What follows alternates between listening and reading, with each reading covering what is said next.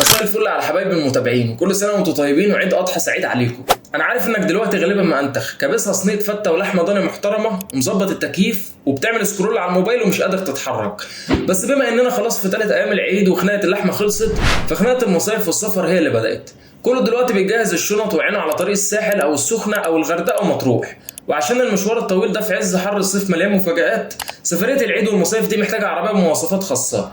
تكييفها تلاجة ما بيفصلش في الشمس، عزلها يفصلك عن دوشه الطريق، شنطتها تشيل عزال العيله كله، والاهم ما تسخنش منك ولا تقف بيك على الصحراء وتفسد عليك الاجازه. بميزانيه من مليون لمليون ونص جمعت لكم النهارده 5 عربيات خلطه سحريه، واحده فرنسي وياباني وصيني وكوري والوحش الالماني.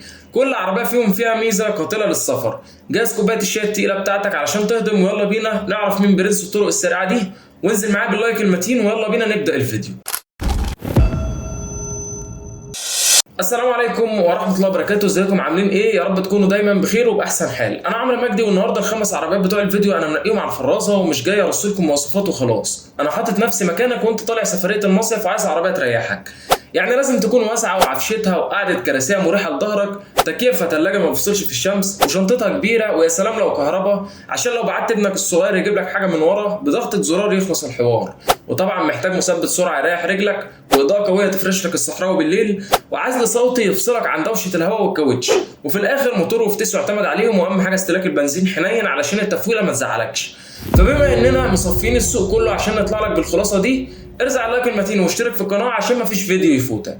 ونبدا باول بلد معانا وهي فرنسا. انا جايب لك الاسد الفرنسي بيجو 5008 الجيل الثاني، وحش ال7 ركاب اللي ملوش منافس في اللمه وسفر العيله والمشاوير الطويله. العربيه دي بتديك كل اللي اتكلمنا عليه وزياده. قعده الكراسي هنا اي كوكبيت بتحسسك انك سايق طياره مش عربيه، وعفشتها بتجمع بين الثبات الاوروبي والراحه اللي تخلي العيله ورا ما تفصلش منك في السفر. تكييفها قوي جدا ومظبوط، وفي فتحات خلفيه واصله لكل الصفوف، والشنطه لو قفلت الصف الثالث انت معاك مساحه تخزين عملاقه تشيل شنط عماره بحالها.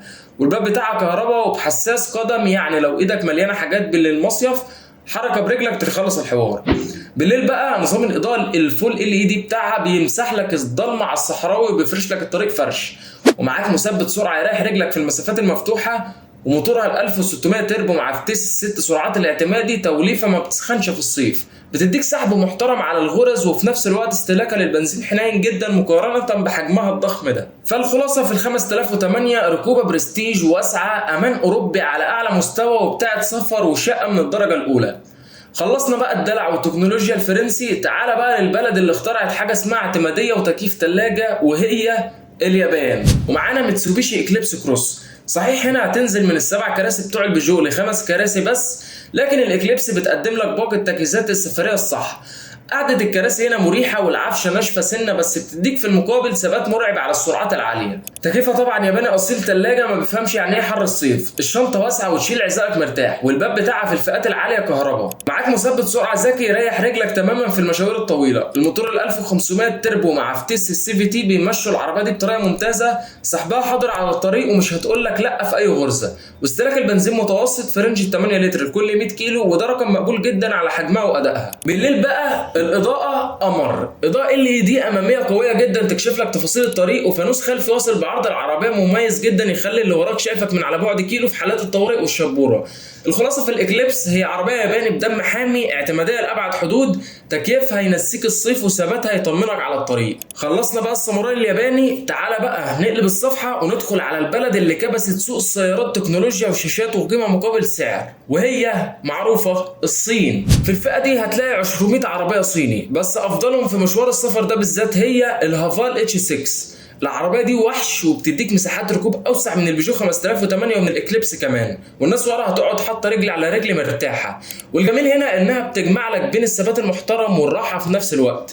تكييفها ممتاز وعنيف ويعتبر من اقوى التكييفات في العربيات الصيني. الشنطه بقى ضخمه جدا بسعه 600 لتر، مساحات مرعبه مش هتلاقيها كتير في الفئه السعريه دي، وطبعا الباب بتاعها كهرباء. في السفر العربيه دي مريحه لابعد حد، معاك مثبت سرعه ذكي وتفاعلي، ونظام اضاءه قوي جدا بالليل مع ميزه الهاي بيم اسيست، يعني العربيه بتشغل النور العالي وتطفيه لوحدها عشان ما تعميش العربيات اللي جايه في وشك، وتثبت عينك انت على الطريق. زود على كده بقى عندك عزل صوتي قوي جدا بيفصلك عن الدنيا، متوسط استهلاك بنزين في رينج 8 لتر لكل 100 كيلو.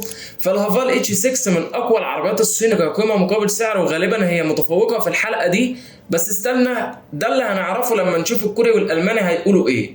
وبالمناسبه كنت عامل عنها فيديو تفصيلي هسيب لك اللينك بتاعه في الوصف. خلصنا التكنولوجيا الصيني، تعالى بقى نروح للبلد اللي عامله غسيل مخ مع المصريين ومحبوبه الجماهير اللي السوق المستعمل بتاعها شغال نار، وهي كوريا. لو بصينا في الكوري هنلاقي ان الهيونداي الانترا سي ان 7 من العربيات الحلوه جدا في مشوار السفر ده، وطبعا كلامي كله هنا على الفئات العاليه كسر زيرو. العربيه دي مساحتها حلوه وقعدتها مريحه جدا كعفشه، وفي نفس الوقت عشان العربيه واطيه وقريبه من الارض فبتديك ثبات محترم ولازقه على الاسفلت في الملفات وعلى السرعات. تكييفها كوري اصيل بيغطي الكابينه كلها وبيبرد الدنيا على طول ما بيفصلش منك، ومعاك مثبت سرعه ذكي في الفئات العاليه يريحك تماما. الشنطه الخلفيه بتاعتها كبيره وواسعه وتشيل شيلك كلها بتاعت المصيف، صحيح مش كهرباء بس مساحتها ترضيك جدا. بالليل بقى عندك اضاءه العربيه LED ممتازه وبتفرش لك الطريق السريع بوضوح، والعزل الصوتي هنا ممتاز ورايق جدا لحد سرعه ال 120. بعد كده هتبدا تسمع صوت الهواء سنه بس يظل مقبول جدا في فئتها. اما نقطه القوه القاتله هنا هي منظومه الحركه، موتور 1600 تنفس طبيعي ومفيش تربو، يعني اعتماد لاقصى درجه، حمال اسيه في حر الصيف، واستهلاكه للبنزين ممتاز، والتفويله هتقعد معاك مشاوير. الخلاصه في السي ان 7 عربيه شبابيه وعائليه اعتماديه وثابته على الطريق، مش هتاثر معاك في مشوار السفر ده. خلصنا الكوري واعتماديته، تعالى بقى نقفل الحكايه مع البلد اللي اخترعت السواقه على الصحراوي، اسياد الامان والثبات على السرعات العاليه، وهي المانيا. والعربيه اللي هتقفل معانا السهره هي الاوبل انسيجنيا، وحش الطرق السريعه اللي معمول بالمسطره عشان السفر ومتعه القياده. اول ما تدور العربيه وتطلع بيها على الاسفلت هتحس بالموتور القوي والعفشه الرياضيه اللي ما بتخليش العربيه تتهز شعره على السرعات العاليه. قعدة الكراسي هنا ألمانية بامتياز، مريحة جدا وبتحضنك وتدعم ظهرك طول السكة عشان تنزل من مشوار ال 400 كيلو فايق ومش تعبان. تكييفها ممتاز ومظبوط، ومعاك طبعا مثبت سرعة يريحك على الصحراوي، والعزل هنا قمر في حتة تانية خالص بيفصلك عن كوكب الأرض، ومؤدي معاك لأعلى درجة لحد سرعة 140 كمان، يعني هتسافر في هدوء تام. بالليل بقى في الضلمة أنت معاك نظام إضاءة كامل متطور من أوبل، بيمسح ويفرش لك السكة قدامك كأنك سايق بالنهار، والشنطة الخلفية ضخمة جدا وبتفتح بالإزاز الخلفي كله، فبتديك مساحه تحميل مرعبه تشيل عزالك وعزال الجيران كمان. صحيح مش كهرباء بس المساحه وطريقه فتحها هتنسيك الحوار ده. الخلاصه في الانسيجنيا عربيه هيبتها غولة على الطريق، سواقتها متعه وامان الماني حقيقي، وهتبسطك جدا جدا جدا على الطرق المفتوحه. ولو انت من عشاق الاوبل فانا كنت عامل فيديو عن الاوبل جراند لاند الجديده، روح شوفه وهتلاقي اللينك بتاعه في الوصف. خلاص بقى نقينا العربيه وجهزنا الشنط، قبل ما تدور وتتوكل على الله خد عندك الثلاث نصايح دول في السريع من اخوك عمرو عشان شده الصيف. اولا مراجعه ضغط الاطارات وتظبطها والعربيه بارده الصبح قبل ما تتحرك، لان حراره الاسفلت في الصيف بترفع الضغط لوحده وممكن تعمل مشاكل على الطريق. ثانيا تشيك على ميه التبريد وزيت الموتور والفتيس، لان القرص في حر الظهر بيخلي المنظومه تحت ضغط عالي، واحنا عايزين نروح نصيف مش نقف على الصحراوي ونقضي الاجازه مع الونش. ثالثا تاكد من اشارات العربيه واضاءه العربيه بالكامل، لان طرق السفر بالليل بيكون فيها شبوره مفاجاه او حته ضلمه كحل، ولازم تكون كاشف ومكشوف للي وراك. لحد هنا والقعده خلصت. قول لي بقى تحت في الكومنتات لو انت مسافر المصيف الجاي تختار مين في الخمسه دول يركب معاك للسفريه دي. ما تنساش اللايك الجميل، الشير مع صاحبك اللي بيجهز للمصيف، والاشتراك عشان تشوف الفيديوهات بتاعتنا اللي جايه، ولو فاضي خش على القناه شوف فيديوهاتنا اللي نزلت، واشوفكم في الفيديو الجاي. شكرا لكم على المتابعه والسلام عليكم.